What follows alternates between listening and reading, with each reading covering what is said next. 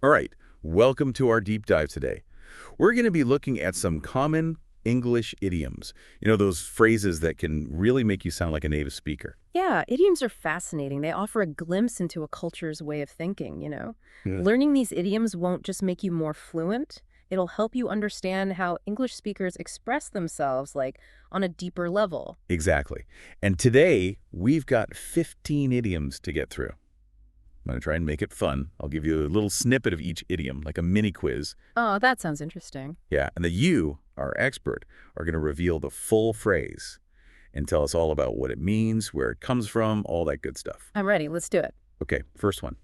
Imagine you're at a meeting. Everyone's a little tense. Someone suggests, hey, let's all share our favorite foods to break. What comes next? Break the ice. It's all about easing that initial awkwardness in social situations, like, chipping away at a frozen lake so you can start interacting more comfortably. Right, it's like you could tell a joke, share a funny story, anything to break the ice. Exactly. And it suggests a lighthearted approach, something to get people talking and feeling more relaxed. All right, next one.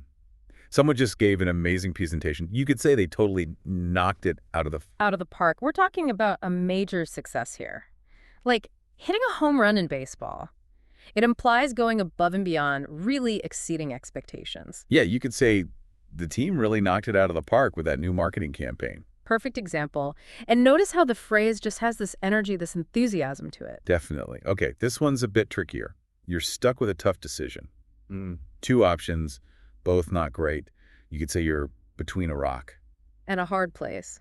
This one really captures that feeling of being trapped, with no easy way out. It's like being squeezed between two unyielding forces. No matter what you choose, there's going to be some difficulty. It's like that feeling of, ugh, I'm between a rock and a hard place. Should I take this new job and move? Or stay put in this dead-end role? Exactly. It perfectly sums up that dilemma of having to choose between two undesirable outcomes. Okay, next idiom.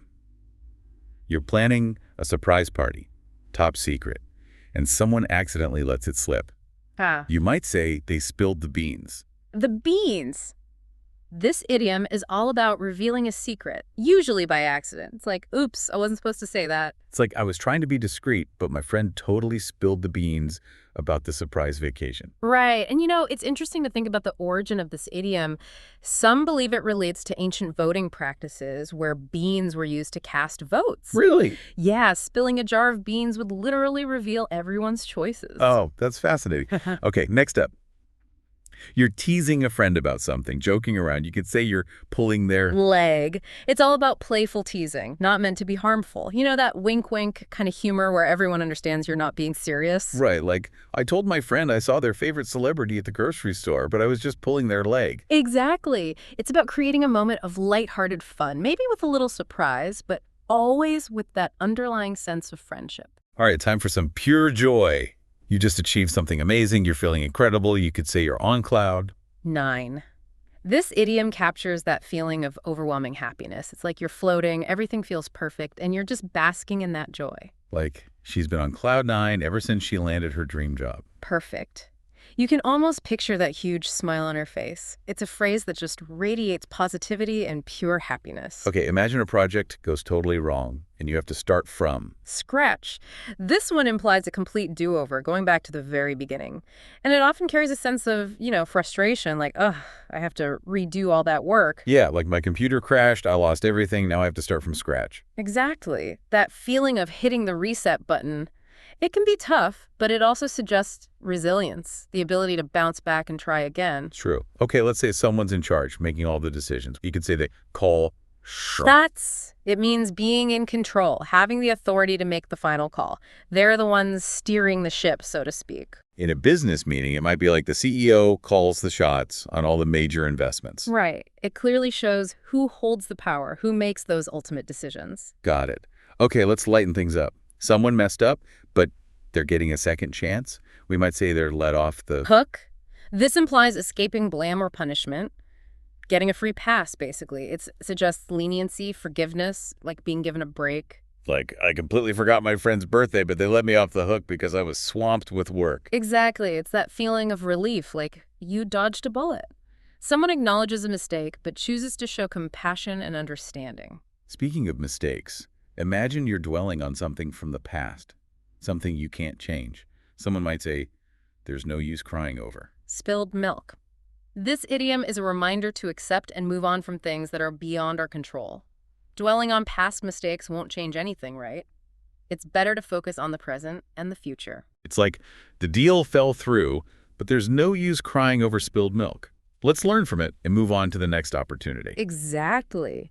It encourages us to focus our energy on what we can control, not what's already happened. All right, sometimes we have to face those unpleasant tasks head on. You might say you're biting the bullet. Duh. It means tackling a difficult or unpleasant situation with courage. Like gritting your teeth and just doing it, even if it's not enjoyable. Ugh, yeah, like, I hate going to the dentist, but I'm just going to bite the bullet and get it over with. A perfect example. Accepting the inevitable and dealing with it, even if it's not fun. Okay, imagine you're in trouble, facing consequences. You could say you're in hot. Water.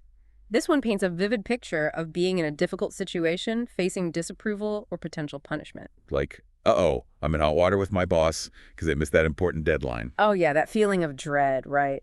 And it can range from mild disapproval to serious consequences, depending on the context. Definitely want to avoid that. Now, if someone's avoiding the main point, being vague, we might say they're beating around the Bush. This idiom is all about indirect communication, skirting around the issue instead of addressing it directly. It's like, come on, just get to the point. It's like, just tell me what you think. Don't beat around the bush. Exactly. Sometimes being straightforward is the best way to go. Okay, we're on a roll. Imagine everyone's suddenly into something. It's become the latest trend. We might say they're jumping on the Bandwagon. This describes joining a trend simply because it's popular. It highlights the influence of social pressure, wanting to fit in and be part of what's considered cool or trendy. It's like everyone's jumping on the bandwagon and trying out that new workout routine. Exactly. It's that herd mentality, not wanting to miss out. Okay, last one. Imagine something is so common, it's almost lost its value. We might say it's a dime a dozen. This means something is plentiful, inexpensive, easy to find. It often implies a lack of uniqueness because it's so abundant. It's like, those kinds of souvenirs are a dime a dozen. You can find them anywhere. Exactly. It's become so commonplace, it's no longer special or rare. Wow, we just went through 15 idioms. It's amazing how much these phrases can add to our language, They bring so much color and depth. Absolutely. And it's one thing to read about idioms, but hearing them spoken aloud really brings them to life. What do you think? Yeah, totally. Do you think we can maybe play a few snippets from those example sentences? Oh, definitely. It'll help us hear how these idioms sound in a natural conversation. All right, perfect. Here's a clip about breaking the ice at networking events. Yeah, I shake some hands, I break the ice and make small talk about their backgrounds. I like how the speaker emphasizes break the ice there with that pause. Yeah. It really highlights how important it is in the interaction. Yeah, it sounds so casual and effortless, right? Okay, here's one about knocking it out of the park. But this time it's about movies. Very rarely is your first movie going to knock it out of the park. I hear a bit of caution in the speaker's voice, like, don't expect instant success. Right. It's a good reminder that knocking it out of the park sets a pretty high bar. Okay, next up is between a rock and a hard place in a political context. They're between a rock and a hard place in economic policy. Ooh, you can almost feel the weight of that dilemma. It's not just a personal choice. It's impacting a whole nation's economy. Yeah, the stakes are definitely higher there. All right, let's hear Spill the Beans. This one's a bit intense. And he would try to get kids to spill the beans on the family. That emphasis on spill the beans almost makes it sound like a command, a little unsettling. Yeah, it is. It's amazing how tone of voice can change the whole feel of an idiom, right? Okay, let's hear some playful pulling someone's leg. Pressed his nose up against mine, gave me this evil smile, and said, I was just pulling your leg. Oh, that mischievous tone is contagious. You can picture the whole scene. All right, last snippet. This one is clearly on cloud 9 after a horse racing win. Yeah, I think that, honestly, I'm still kind of on cloud 9 from Sunday when Aquafina won. Pure joy. You can practically hear them beaming through the audio. So fun. Okay, so I think we've given a good taste of how these idioms can be used in real life. What stands out to you the most from all these idioms? That's a good question. I think what strikes me is how much history and culture are packed into these phrases, Like, spill the beans. Who knew it might go back to ancient voting? Right. Yeah. And bite the bullet conjures up images of soldiers enduring surgery without anesthesia. It adds another layer to the meaning. Totally. And it makes them more memorable, too. Once you know the story behind an idiom, it just sticks with you. Absolutely. It's like unlocking a secret code. Suddenly, these phrases aren't just words, they're windows into the past. Speaking of codes, what do you think is the biggest challenge for English learners when it comes to idioms? I'd say it's that they're often non-literal. Hmm. You can't translate the words directly. It takes practice and exposure to really grasp those figurative meanings. So true. Like, kick the bucket. Literally, kicking a bucket doesn't mean anything, but idiomatically, it means to die. That can be pretty confusing for someone learning English.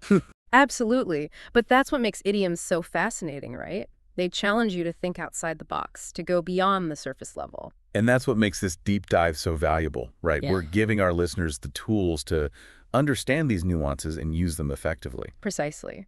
And it's a journey. There are countless idioms out there, each with its own story. The more you explore, the richer your understanding becomes. So true. Okay, before we wrap up, I have a challenge for our listeners. How about trying to use one or two of these idioms in a conversation this week? Great idea. Start small, maybe with friends or family. You might be surprised how naturally they come out. And don't worry about making mistakes. It's all part of learning. Exactly.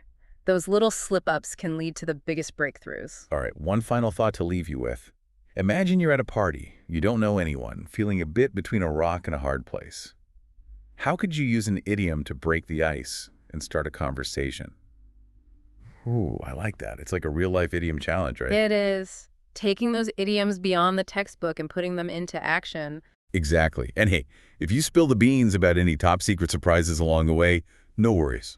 Yeah, we're all about that no crying over spilled milk approach to language learning. So true. After all, it's about forging your own path to fluency, not just jumping on the bandwagon. Exactly. And remember, even if those first few tries feel a little dime a dozen, keep practicing. You'll be knocking it out of the park before you know it. Couldn't have said it better. So to all our listeners out there, go forth and let those idioms shine. Until next time, happy learning.